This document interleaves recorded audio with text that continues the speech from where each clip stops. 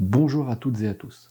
Cette semaine, j'ai envie de vous montrer les outils et les méthodes que j'utilise pour améliorer l'impression de netteté sur mes images, aussi bien dans Lightroom que dans Photoshop. Alors je parle bien sûr d'impression de netteté. L'objectif, c'est d'améliorer la netteté sur des photos qui le sont déjà nettes. Si la photo est floue au moment de la prise de vue, il n'y aura pas grand-chose à améliorer.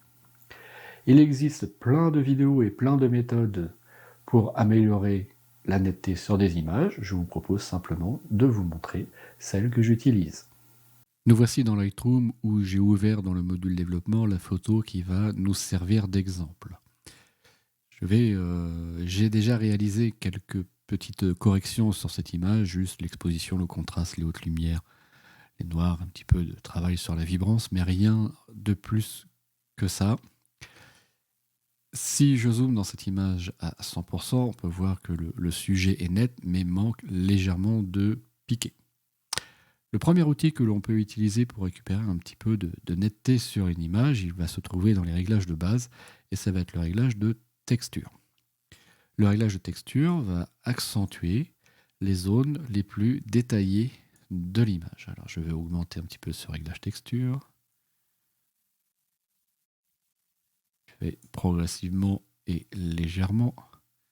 Voilà, je vais monter peut-être jusqu'à 40. Ok, je vais annuler ça pour vous montrer le avant. Et je vais rétablir pour vous montrer le après. Je pense que je peux aller un petit peu au-delà.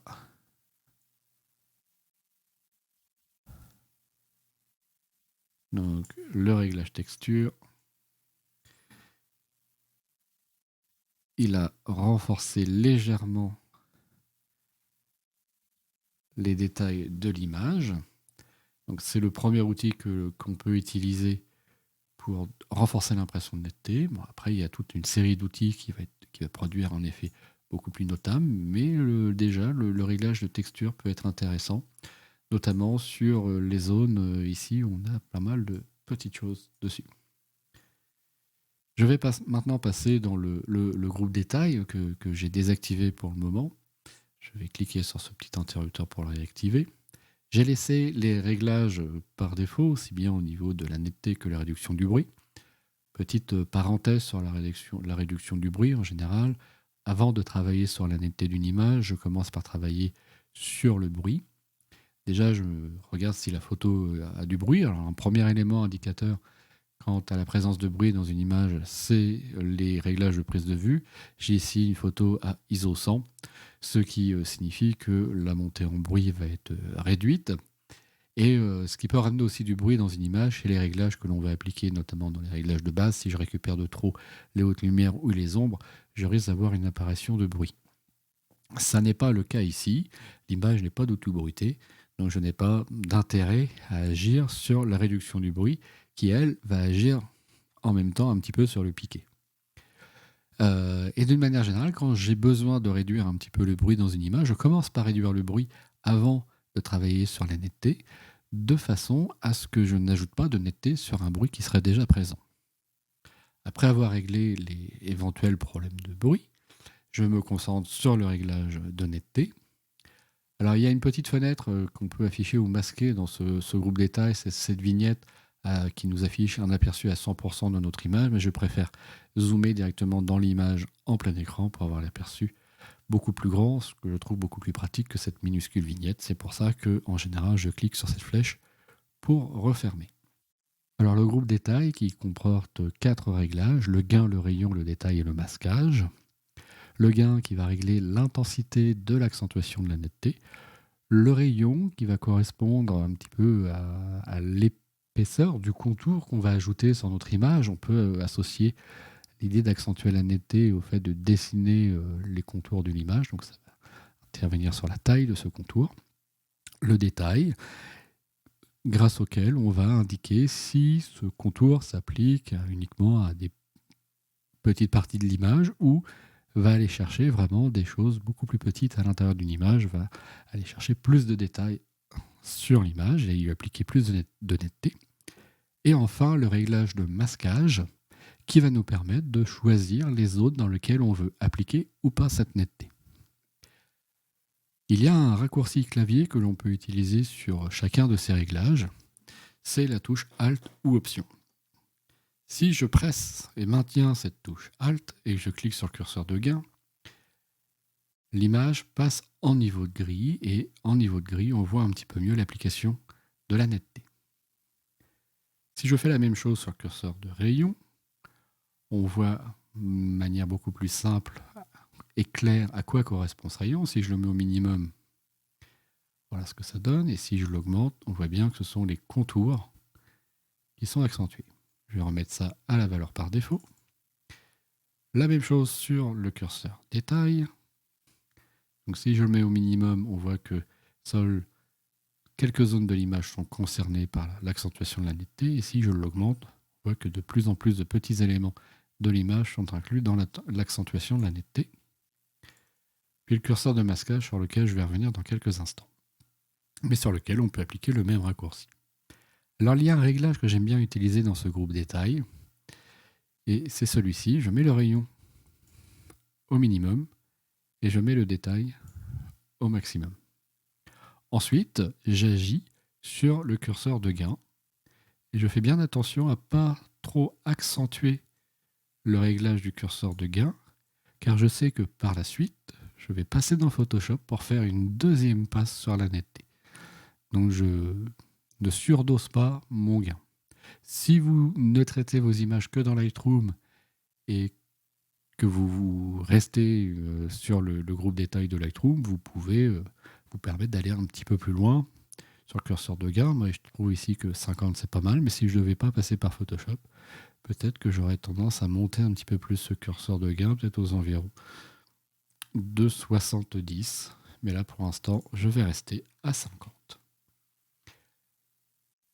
Et donc, le curseur de masquage, c'est tout simple. Si j'appuie sur Alt ou Option et je clique sur le curseur de masquage, l'image devient toute blanche et indique que le réglage de netteté s'applique sur la totalité de l'image.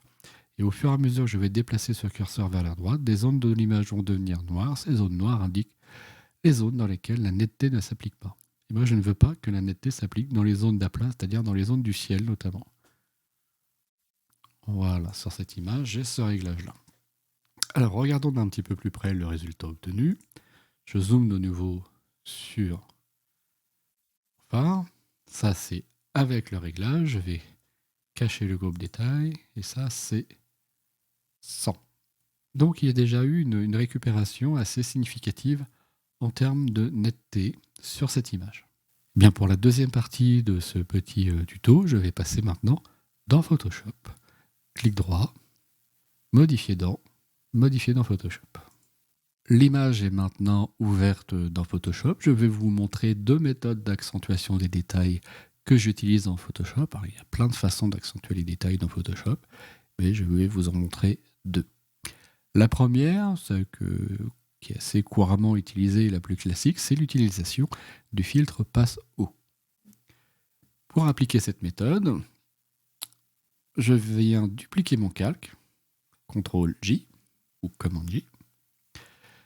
Ce calque, je vais le désaturer, image, réglage, désaturation.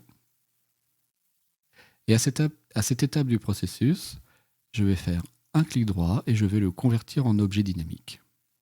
Ce qui me permettra par la suite d'appliquer des modifications au filtre que je vais appliquer. Et ce filtre, c'est filtre divers passe haut. Pour l'instant, je laisse le réglage à 1. Et je viens changer le mode de fusion de ce calque en mode incrustation. Regardons d'un petit peu plus près ce qui s'est passé sur cette image. Je vais passer à 100%. Voilà, ça c'est avec l'effet, sans l'effet. Donc on a renforcé encore un petit peu plus l'accentuation des détails. On a récupéré pas mal d'informations ici sur le côté du phare. Et si je veux éventuellement renforcer encore ceci, je peux double-cliquer sur passe haut ici. J'ai de nouveau la fenêtre qui apparaît et je peux augmenter le rayon du passe haut pour accentuer encore l'effet. Là, je suis passé à 1,5. Voici sans et avec. Donc on a quand même récupéré pas mal de choses. C'est une méthode assez simple et plutôt efficace. Alors il peut y avoir une petite variante. Je ne veux pas nécessairement que ce réglage de netteté, d'accentuation s'applique à toute l'image. Je veux pouvoir l'appliquer qu'à certaines parties de l'image. Eh bien, je clique sur mon calque 1 pour être sûr qu'il soit actif. Pardon. Je place mon pointeur au-dessus de l'icône d'ajout de masque de fusion. J'appuie sur la touche Alt ou Option et je clique sur l'icône de création d'un masque de fusion. Donc un masque de fusion noir est ajouté, ce qui signifie que pour l'instant, les effets de ce calque-là sont inhibés. Pour l'instant, je ne vois plus mon réglage d'accentuation de la netteté. Je vais chercher un pinceau en appuyant sur la touche B. Je vérifie que je suis bien en blanc en couleur de premier plan, opacité 100, flux 100. Et je viens peindre uniquement sur les zones où je souhaite appliquer mon réglage de netteté, c'est-à-dire le phare, la jetée,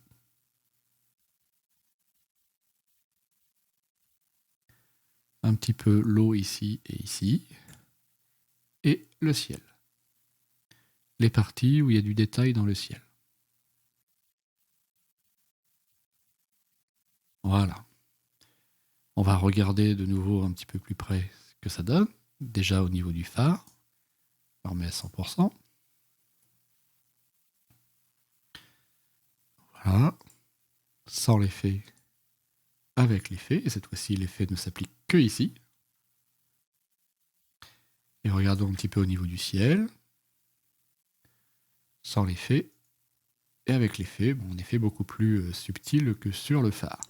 Je vais maintenant vous montrer une deuxième méthode. Alors cette méthode, je l'ai apprise grâce à une vidéo d'Olivier Roch. Je vais vous montrer comment l'appliquer, mais je ne vais pas rentrer dans les détails du pourquoi et du comment. Si vous voulez savoir de manière beaucoup plus approfondie comment fonctionne l'effet que je vais appliquer, je vous renvoie vers sa vidéo qui est très bien faite. Je garde pour l'instant ce que j'ai fait avec le filtre passe haut, comme ça je vais pouvoir comparer ensuite le résultat des deux effets. Je sélectionne mon calque d'arrière-plan et je vais le dupliquer cette fois-ci 2 fois. CTRL ou commande J, 2 fois, une fois, 2 fois. Le calque qui se trouve le plus en haut de la pile, je le garde actif. Et je vais aller inverser ce calque, image, réglage, négatif.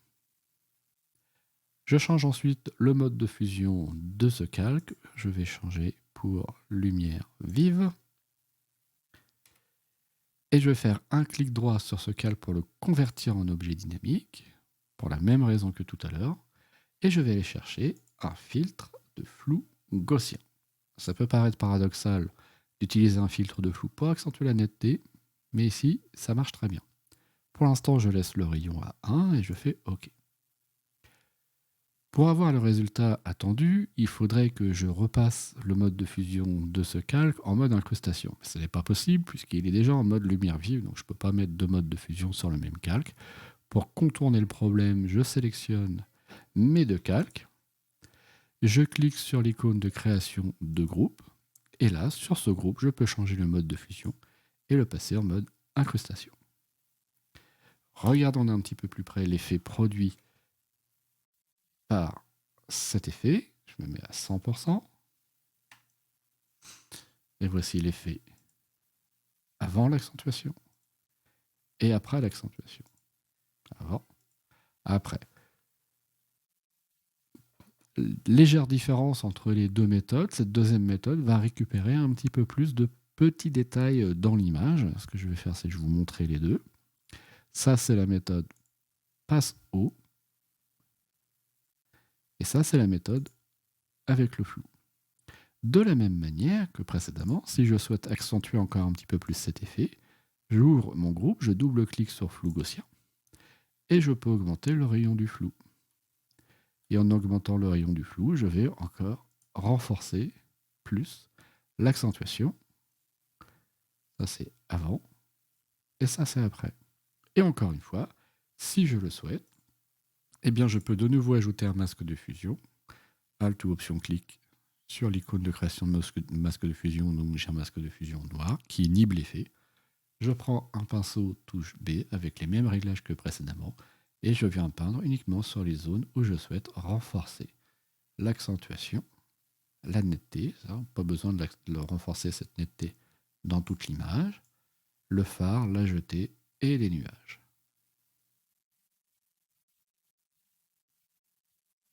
Voilà. Je reprends ma loupe, je me remets à 100% pour vous montrer le résultat. Un peu des deux, donc voilà. Sans l'effet, avec l'effet. Alors sur cette image, je ne peux pas trancher entre les deux réglages. Je trouve que ce soit avec le filtre opaque haut ou la méthode avec le flou, les deux donnent un résultat intéressant. Là, il y a des photos sur lesquelles c'est assez flagrant. On se dit, bah, le passe haut ici, ça marche mieux. Et l'autre méthode avec le flou sur d'autres photos va être plus intéressant. Donc à vous de tester à chaque fois ces deux méthodes sur vos images. Et pour aller plus vite sur l'application de ces effets, ce que je vous conseille de faire, c'est de créer simplement des actions. Alors pour la méthode de création des actions, je vous renvoie à la vidéo que j'avais faite sur l'application de l'effet Horton, où je détaillais la création d'une action. Après, c'est le même principe, que ce soit pour l'effet Horton ou pour, par exemple, l'application du pass haut. J'ai mon calque sélectionné, j'ai ici mon action netteté, je clique dessus. Et j'ai ma fenêtre pass haut qui apparaît. Et voilà, très rapidement, l'effet est appliqué. Donc j'ai mon pass haut, comme j'ai créé un objet dynamique, je peux le modifier aussi. Et de la même façon, hop, j'ai une autre action qui s'appelle netteté flou. Et ça, c'est la deuxième méthode. Voilà. Et vous voyez comment, en ayant créé une action, en quelques instants, on a reproduit toutes les étapes. Si c'est des réglages que vous avez l'intention d'utiliser régulièrement, je vous encourage fortement à faire des actions. Regardons à 100% ce que ça donne. Le résultat est aussi sympa. Peut-être que je partirai sur cette méthode-là. Je vais regarder en taille réelle ce que ça donne. Oui, je pense que peut-être partirai plutôt sur cette image-là. À noter que l'intensité avec laquelle vous allez appliquer l'accentuation des détails sur vos photos va aussi dépendre de ce que vous souhaitez en faire de ces images. Si ça reste pour diffuser sur des réseaux sociaux, ce que vous pouvez éventuellement faire, c'est appliquer donc un premier passage de netteté dans Lightroom, un deuxième passage de netteté dans Photoshop, redimensionner vos photos pour qu'elles soient adaptées au réseau social sur lequel vous souhaitez la diffuser et appliquer de nouveau un réglage de netteté. C'est le fait de redimensionner l'image, vous allez la rééchantillonner. Donc vous allez peut-être perdre un petit peu de netteté. Donc vous pouvez appliquer une troisième couche, un troisième passage de netteté sur votre image une fois que vous l'avez réduite. Ça, c'est pour les réseaux sociaux. Ne poussez pas trop l'accentuation pour l'affichage des images sur un écran. Vous pouvez aller un tout petit peu plus loin. Si vous destinez vos images à l'impression, vous pouvez pousser un petit peu plus les curseurs pour l'impression.